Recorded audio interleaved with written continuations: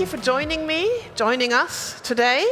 Ruud de Bruijne, you're a program manager, energy system and offshore wind at the Netherlands Enterprise Agency. Now, the Netherlands are quite impressive. They are commissioning between 1.5 and 2 gigawatts of offshore wind energy every 2 or 3 years, and it's going to get even better. They want to double that capacity in the future. What's your country's secret? Well, you need to be closer. First of all, it's not a kind of a magic that we're doing. You need to be closer with it. It's not a kind of magic that we're doing. We started about 8 years ago, and then we had a very intensive debate with the industry, looking to all the different risks in the development of offshore wind farms, and trying to find out which party could manage those risks the best. And by that we found out, well, it's the government who can manage the consenting risk the best. So we do all the consenting. And we prepare the sites for the offshore wind farms before the tenders are going to the market. So it's our organization who is doing all the preliminary site investigations before the tender starts. And we thought it was the infrastructure should be in the hands of the TSO, our transmission system operator TenneT. So TenneT is made responsible for building a grid at sea. So when we send out a tender, the consenting is already done. So the developers know exactly what the permit conditions are going to be. They know when TenneT has their platforms operational. They know the commissioning date, and they know exactly the site conditions. So they can, once you win a tender, you can almost immediately start building the wind farm. It's a calculated risk. So it looks like we're doing kind of magic, but in reality, before the tender is going out, there's already done a lot of work. So working on speeding up the development is already going on for a couple of years with teams within the ministry, within our company. And how's that different, do you think, from other countries? Well, situation in each country is different. You have countries where they start with leasing, a tender for leasing a site where nothing is known about. That's typically what you see in a country like the UK. Then you have a lease, but you don't know if consenting will be successful, and you don't know anything about the site conditions. So there are still a lot of risk in there. So that's the reason why you see a lot of projects going down the drain in that system. So far, we haven't seen that in the Netherlands. Every time that we concluded the tender, the wind farm was built a couple of years after. So you just say it, you do it. Yes. Here in France, one very crucial point is opposition to wind farms. Yes. And that really drags out the permitting process. Is that not a problem at all in the Netherlands? Well, we do have fishermen, and they don't like wind farms. So there's opposition from that side.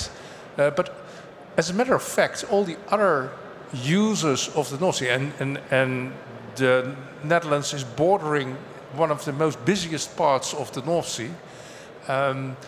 We have very good cooperation with all the other users.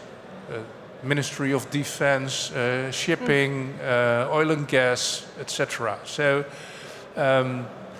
far, no, there's not so much opposition against it, which doesn't mean that there are no constraints. What are these constraints? And one of the most important constraints is called ecology. That's, also wind farms do have an effect on the ecosystem. Yeah. And what you see now is that it's not only the energy transition which is being prioritized, it's also biodiversity, which is very high on the agenda, and that is conflicting so now and then. Yesterday we heard about from Patrick Brown, has done a thesis on biodiversity and net zero impact, net zero gain. Yes. By developers. Is that something that you're discussing in the Netherlands? Oh yes. Different approaches? As a matter of fact, the first tenders that we did, we still had to subsidize the wind farm. So it was quite easy to select a winner. The lowest bid was the winner. So that was then we saw that the price reduction was going down so fast that we could do it without subsidy. So the first wind farm, worldwide wind farm, we built without subsidy is built by Vattenfall and is going to be in operation this year, 1.5 gigawatt. No Eurocent of subsidy going in there. And after that we saw, well there is still room in the business case. And then you can do two things. You can make it a kind of an auction, see what people are willing to pay for it. But we thought it was a better idea to prepare for the future. Now, if you look to the long term, the integration of offshore wind is affected not only by ecology, but also in your whole energy system. In the Netherlands, we have by 2030 around 10, 11 gigawatt offshore wind up and running. At land, we have already 6 gigawatts wind. We have already 20 gigawatt of rooftops solar PV. Now, to put those figures a little bit into perspective, during the night, we have a load of around 8-9 gigawatt.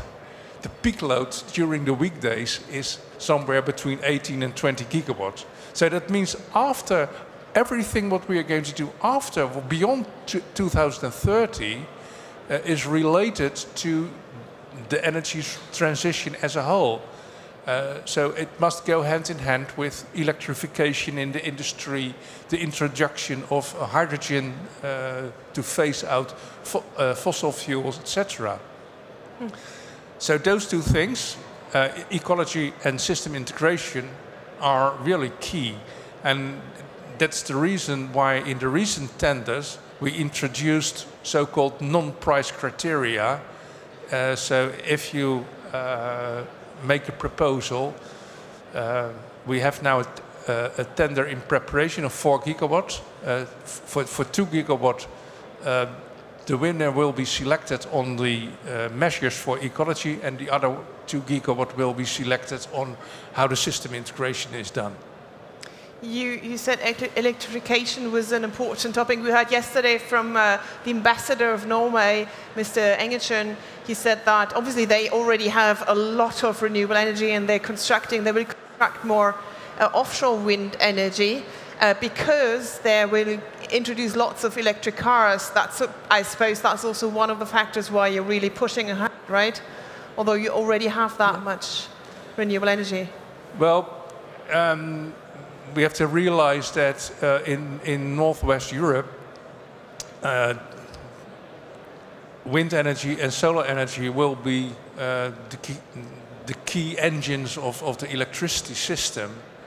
And that means that we introduce energy sources in our system which are fluctuating by the wind and by the sun. And that means that we need a lot of flexibility in the system. So it's very good that a number of countries or all countries are working on those ideas. And one of the next steps is to connect them with each other. Interconnections are going to help flexibility of the system, as well as storage will, as batteries will do. But a strong infrastructure, more interconnections, both with electricity and hydrogen, is going to help us. That's obviously also a topic that will be discussed later on here on stage, interconnection between grid systems. Thank you very much. You're welcome. Ruud de Bruijne. That was fascinating. Thank you for listening.